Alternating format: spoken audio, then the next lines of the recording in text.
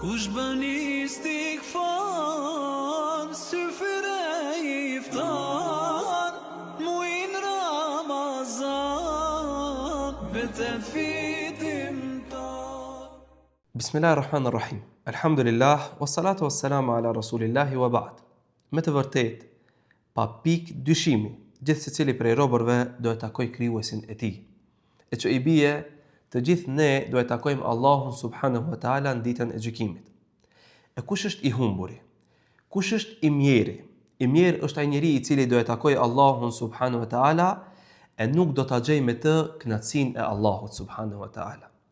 Ndonjëherë në jetë mund që të bësh vepra të mëdha shumë, apo ndonjë vepër shumë të veçantë që nuk është e lehtë që të arrijë secili, dhe t'ju tregosh njerëzve për rreth e ata të jenë shumë të kënaqur me veprën tënde, e të gëzohet zemra yte.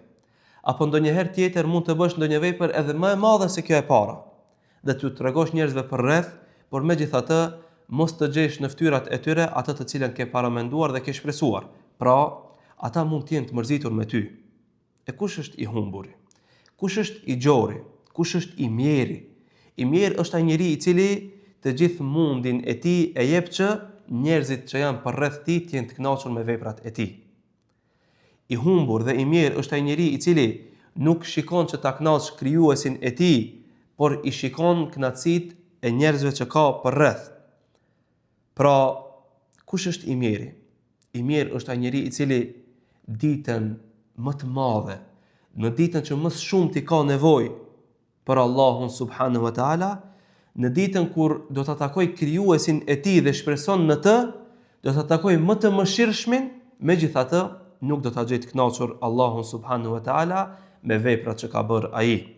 E si mundet që besimtari të arrijë kënaqësinë e Allahut subhanahu wa taala?